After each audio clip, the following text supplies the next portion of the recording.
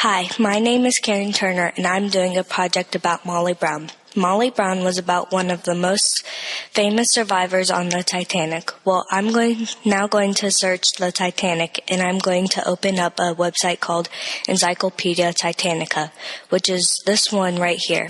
After I open up Encyclopedia Titanica, I notice that I have a tab that says I Gotta. NetTrekker has always been a good resource to use in the classrooms, and now they're helping us use with our projects with the new tool.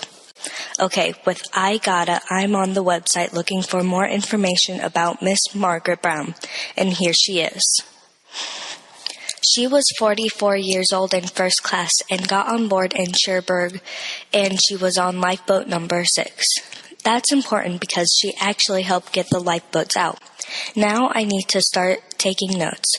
One of the really cool things is that if you take anything and highlight it, like right here, I'm going to highlight it, then I'm going to copy and paste it here. And then I get a light bulb, which reminds me that I have to paraphrase this for my project and can't just put it in. Before the Titanic, she was involved in many projects such as the Colorado chapter of the National American Woman Suffrage Association. She worked at soup kitchens and assisted families of Leadville miners. She was a pretty remarkable lady. Before the Titanic. Okay, the title I'm putting in is Life Before the Titanic. After that, I have to add a citation, and this site I've already used in several of my other notes. I just have to add it and then title it Molly Brown and create the citation. Now that all of my notes are done, I need to do something with my notes, so that's where the rest of I Gotta comes into play. I go back to NetTrekker and then open up I Gotta, which is found in my tools, and I can tell that I have taken 10 notes with only text and 6 with images. And now I can do something with them.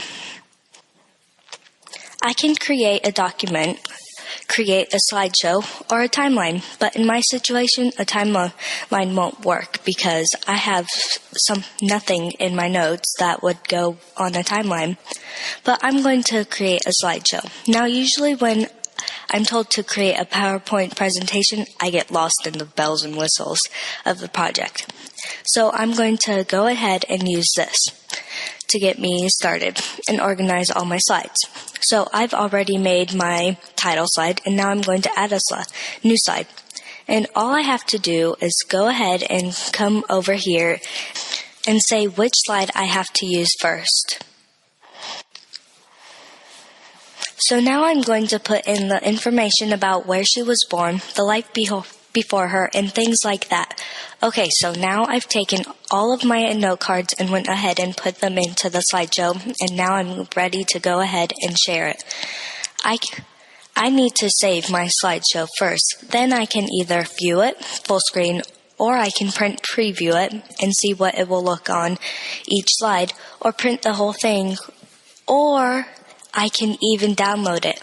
Now, if I download it, I can share it with other people that I know who would want to see my slideshow. So that is basically I gotta do a project on Molly Brown. I gotta take notes. Then I gotta create a presentation.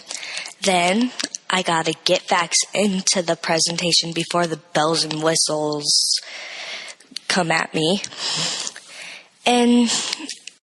Or I can email it to the teacher to get her approval before I jazz it up.